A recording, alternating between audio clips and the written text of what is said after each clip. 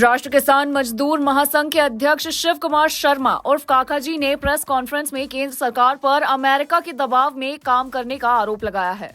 उन्होंने कहा है कि सरकार फ्री ट्रेड एग्रीमेंट के तहत गेहूं, चावल, रबर, तेल और शक्कर अमेरिका से मांगने की तैयारी में है, जबकि भारत इन फसलों में आत्मनिर्भर है।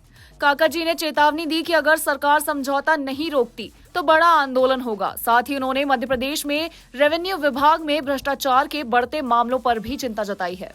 2024 का फार्म बिल में 1.5 ट्रिलियन का है उनका फार्म सब्सिडी। उन्होंने चावल का सब्सिडी देता है 175%, $1 उनका प्रोडक्शन कॉस्ट है, $1.75 उनको देता है किसानों को। ऐसा लोगों के साथ हम मुक्त व्यापार समझौता हस्ताक्षर होने तो हमारा पूरा खेती खराब हो जाएगा। पूरा दक्षिण भारत को खेती को खराब किया।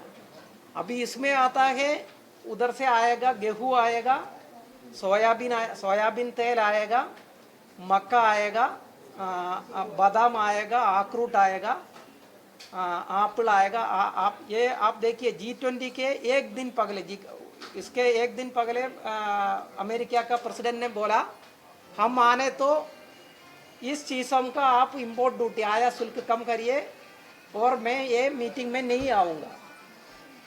G20 के एक दिन पहले हमारा एप्पल का, अखरोट का, बादाम का, सारा वस्तुओं का, चिकन का, ये सारा वस्तुओं का इंपोर्ट ड्यूटी कम करने के लिए निश्चय किया। हमारा 2013-14 का हमारा एप्पल का आयात 16 टाइम बढ़ गया उस पिछले एक साल के। अब देखो आयात शुल्क कम करने के है मुक्त व्यापार समझौता, ऐसा करे तो हमारा पूरा खेती खत्म होने वाला है। इन तमाम चीजों के बावजूद अमेरिका लगातार दबाव देता है कि आपको हमसे गेहूं लेना पड़ेगा।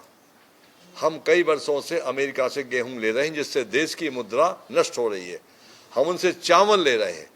चावल को उन्होंने डंप यार्ड बना दिया है भारत को। चावल हमारे पास बहुत ज़्यादा होता है, इसके बाद भी हमको चावल मजबूरी में उनसे लेना पड़ रहा है। इसके बाद तेल, सोयाबीन का तेल हमारा उनसे लेना पड़ता है हमको। शक्कर हमको लेना पड़ रही है। रबर 2 प्रकार की होती है, वो भी लेना पड़ रही है। तबकि देश इसमें पूरी तरह सक्षम है इन चीज़ों में। आप लोग भी जानते हैं कि चावल, गेहूं, दालें सब में हम, पर इसके बावजूद भी हम आयात क्यों कर रहे हैं? यही फ्री ट्रेड एग्रीमेंट है, मुक्त व्यापार समझौता हमारी सरकार, भारत सरकार करने जा रही है, जिससे देश की मुद्रा नष्ट होगी, देश कर्जदार होगा और किसान इस मुकाबले को नहीं कर पाएगा, क्योंकि अमेरिका में किसानों को बहुत भारी सब्सिडी दी जाती है। 1000, 9000, $950 बिलियन की सब्सिडी किसानों को मिलती है। उसके मुकाबले हमारे देश के किसान को 1% सब्सिडी मिलती है। वो 1000 रुपये कुंटल भी गेहूं बेच सकते हैं, क्योंकि उनके लिए blue box, red box, yellow box, export subsidy के नाम पर बहुत पैसा मिलता है। हमारे पास वो व्यवस्था नहीं है। बाजार गिर जाएगा। जब बाजार पूरी तरह से गिर जाएगा, हमारा माल नहीं बिकेगा। बाहर से कपास हमारे देश में सबसे ज़्यादा पैदा होता है, दुनिया में होता है। उसके बाद भी हमको कपास का आयात करना पड़ता है। क्यों कर रहे हैं हम आयात, जब हम देश सक्षम है, आत्मनिर्भर है?